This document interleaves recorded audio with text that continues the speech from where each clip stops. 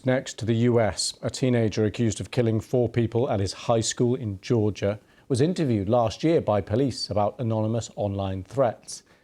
At the time, local schools had reportedly been told to continue monitoring him. 4 people were killed in the incident, 2 14-year-old pupils and 2 teachers at the Apalachee High School in the city of Winder. 9 others were taken to hospital. The boy, named as Colt Gray, was arrested on campus and will be prosecuted as an adult.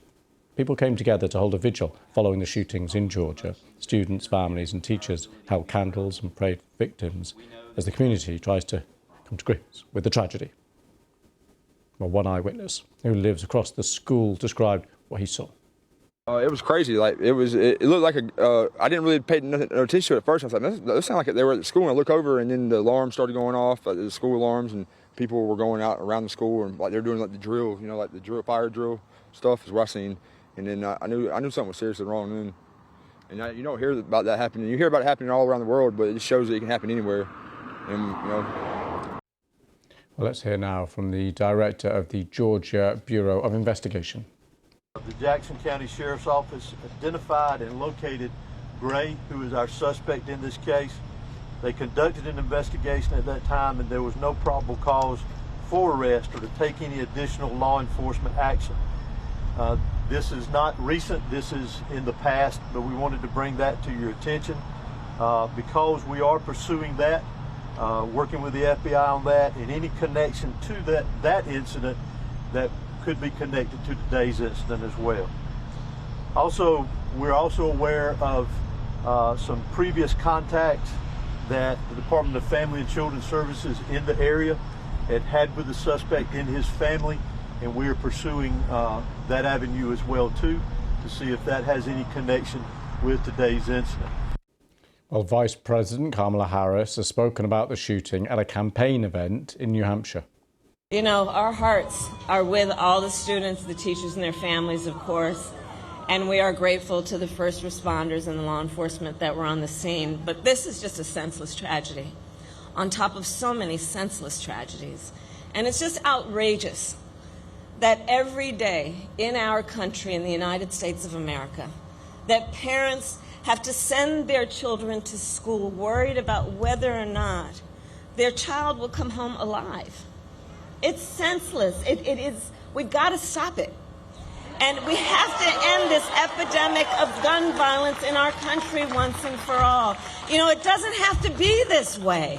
It doesn't have to be this way. Well, Donald Trump was on Fox News and was asked about the shooting in Georgia. Well, it's a sick and angry world for a lot of reasons. And we're going to make it better. We're going to heal our world. We're going to get rid of all these wars that are starting all over the place because of incompetent American leadership. And we're going to make it better. You know, Viktor Orban made a statement. They said, bring Trump back and we won't have any problems. He was... Well, let's speak now to CBS correspondent Dave Malkoff, who's in Georgia. Hi, Dave. Just bring us up to date with the latest there.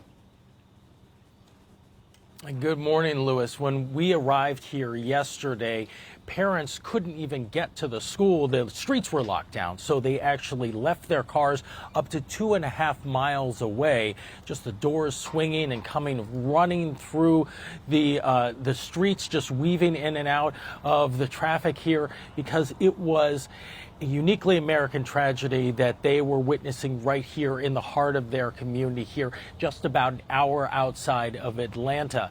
And we have learned the names of the 2 14-year-olds who were killed in this. This is Mason Schermerhorn and Christian Angelo.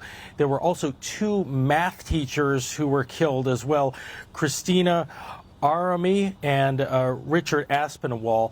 There were also 9 other people, and when I asked the sheriff how those other people were injured, he said that they were all shot in some way, Lewis. And Dave, what are the lines now of the investigation? Well, the investigation right now is going from all the way from the FBI to the GBI to the local law enforcement. And this is a crime scene right behind me. So they are going through all of this. I think you heard the sheriff talking about the FBI's contact with the suspect. They said that he was questioned and his father was questioned by Jackson County Sheriff's officials last year after they had received anonymous tips about a threat of an online threat of a school shooting. But at that point, they didn't have any probable cause to make an arrest in that. But they do have the suspect in custody. He was taken into custody alive, and his name is Colt Gray.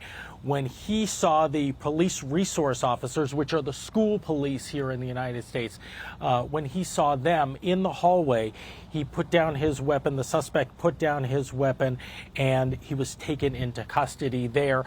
They are telling us that he is cooperating with law enforcement at this point. Okay, Dave, thank you very much for bringing us the latest there. Thank you.